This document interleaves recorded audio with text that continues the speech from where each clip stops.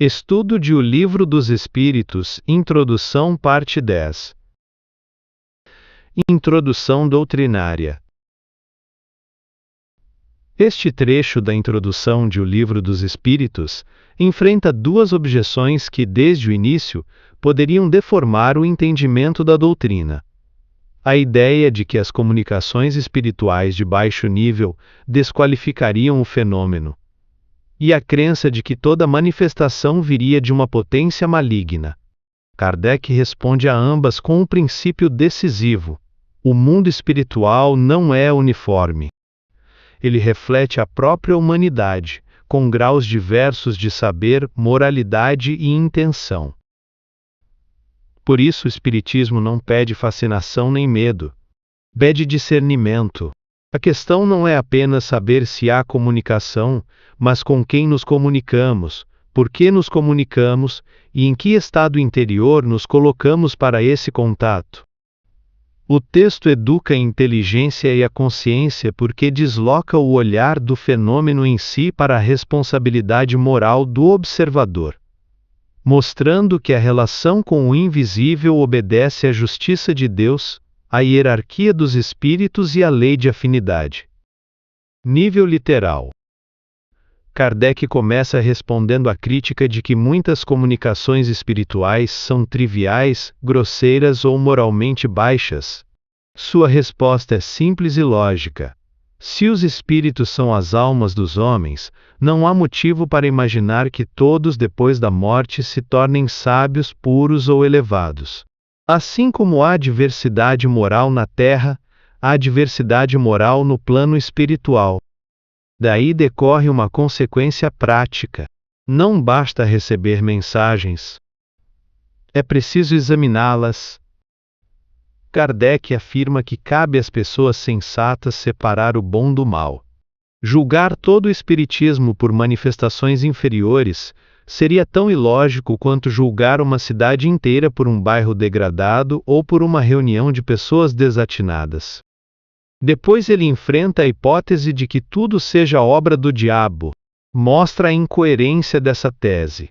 Se certas comunicações trazem linguagem digna, conselhos nobres e orientação para o bem, seria absurdo atribuir tudo ao mal.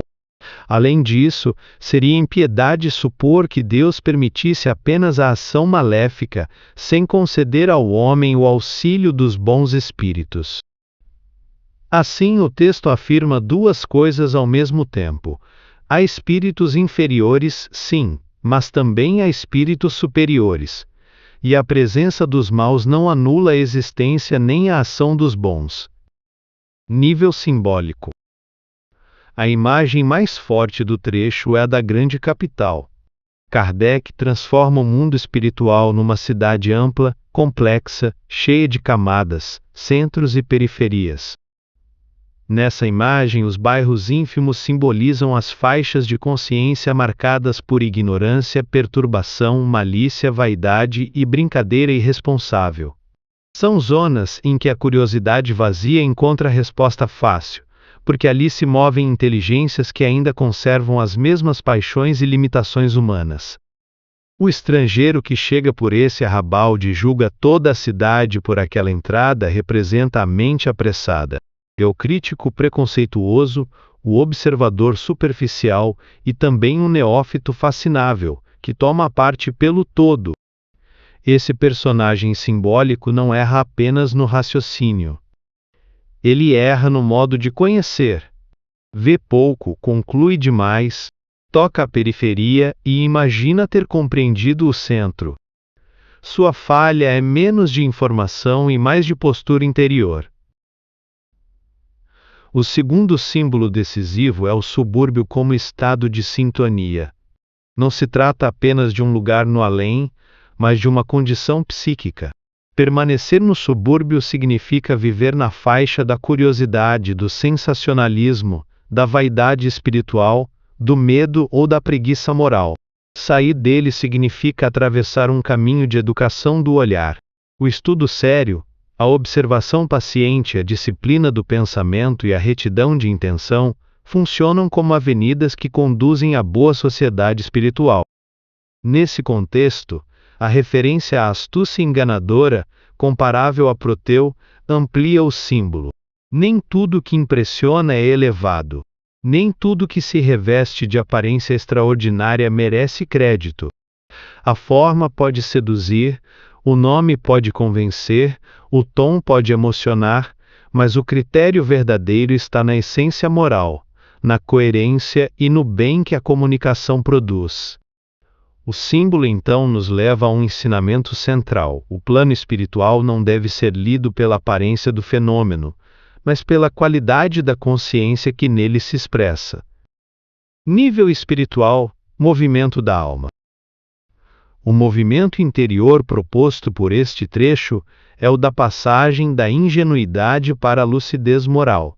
No início, a alma tende a duas posturas imaturas. Ou idealiza o invisível, supondo que toda manifestação seja alta, pura e sagrada. Ou teme o invisível, imaginando-o dominado por forças maléficas que a cercam de modo arbitrário. Kardec desfaz os dois extremos e obriga o espírito a amadurecer. Nem romantização nem demonização. O que existe é uma ordem moral, uma pluralidade de inteligências e uma lei de sintonia. Esse deslocamento é profundo porque retira da alma o conforto da passividade. Se a qualidade da comunicação depende também da afinidade, então já não é possível culpar apenas o exterior. A alma passa a ser chamada a perguntar: o que em mim chama certas presenças, reforça certos climas, sustenta certos acessos? Essa pergunta inaugura uma espiritualidade mais responsável. O problema deixa de ser só quem veio e passa a ser também que campo íntimo eu ofereci. A lei de afinidade aqui não aparece como detalhe técnico, mas como espelho moral. Pensamentos, desejos, interesses e intenções constituem uma atmosfera. Essa atmosfera não fica fechada em nós, ela nos vincula.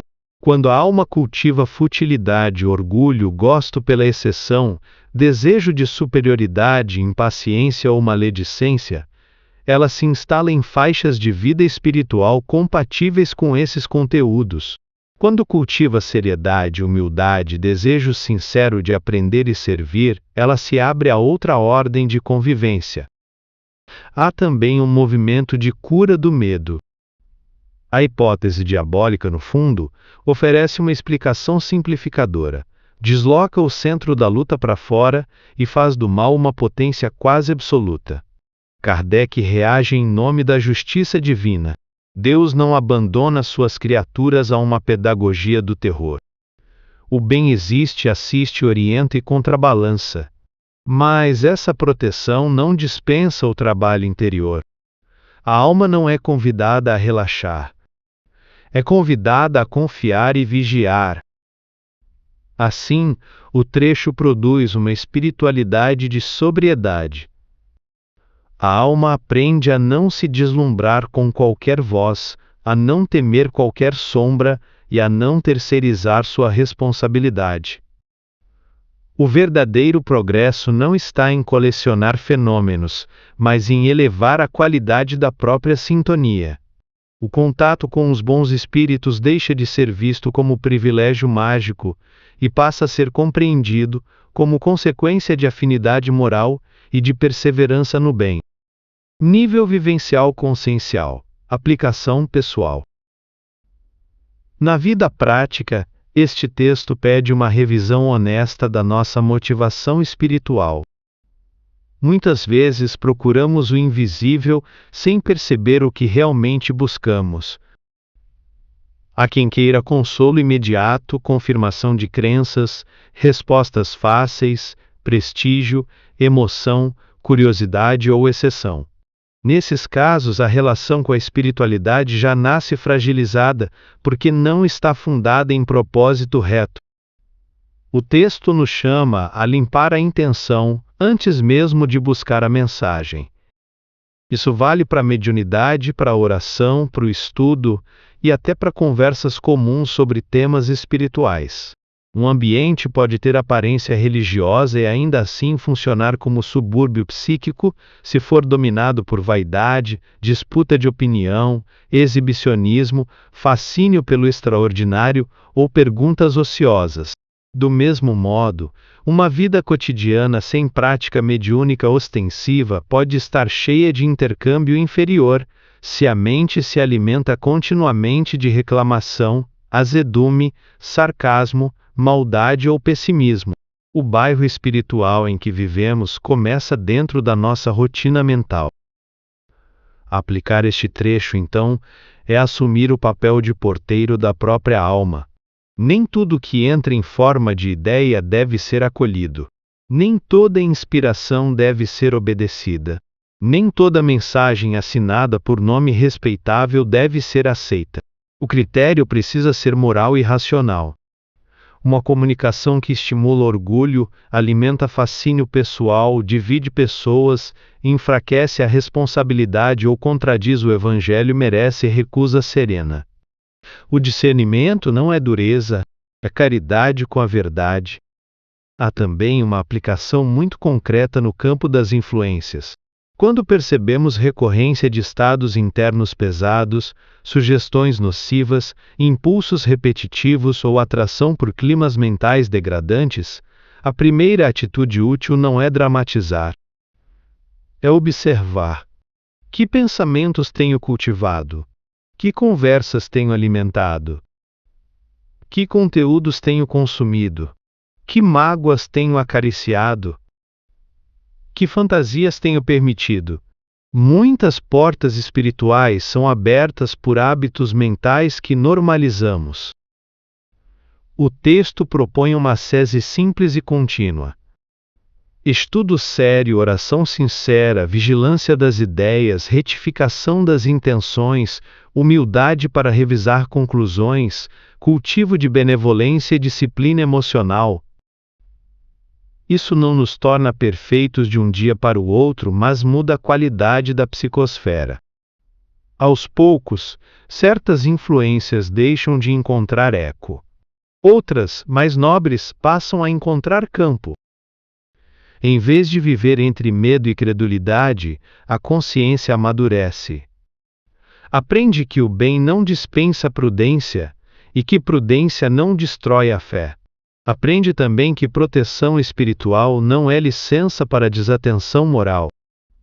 Os bons espíritos ajudam, esclarecem e amparam, mas não substituem o nosso esforço. O maior antídoto contra o intercâmbio infeliz não é o pavor do mal. É a construção paciente de uma vida interior mais verdadeira, mais limpa e mais orientada para o bem. Perguntas de reflexão. Quando busco o espiritual, procuro transformação ou apenas alívio, curiosidade e resposta pronta? Julgo a doutrina por experiências isoladas ou aceito o trabalho de observar mais, estudar mais e discernir melhor? Que tipo de clima meus pensamentos habituais estão criando ao meu redor? Tenho mais medo de influências externas ou mais compromisso em corrigir minhas afinidades internas? Diante de uma mensagem, valorizo mais o nome que a assina ou o conteúdo moral que ela carrega? Eixos de transformação interior. Da curiosidade ao discernimento. O texto ilumina que a curiosidade ociosa nos mantém na periferia do intercâmbio espiritual. A atitude interior pedida é estudo, critério e seriedade. A armadilha desmascarada é o fascínio pelo fenômeno sem compromisso com a verdade e com o próprio melhoramento. Da vitimização à corresponsabilidade. O trecho mostra que a sintonia não é acidental nem totalmente externa. A atitude convidada é autoobservação, vigilância mental e reforma das intenções. A armadilha desmascarada é culpar apenas maus espíritos, azar ou forças obscuras por estados que também se nutrem das nossas próprias inclinações. Da crença temerosa à fé raciocinada. O texto ilumina a soberania da bondade e da justiça de Deus, que não abandona o ser ao império exclusivo do mal. A atitude pedida é confiança lúcida, prudência e exame moral das comunicações. A armadilha desmascarada é a explicação simplificadora e amedrontada que paralisa a inteligência e impede o amadurecimento espiritual.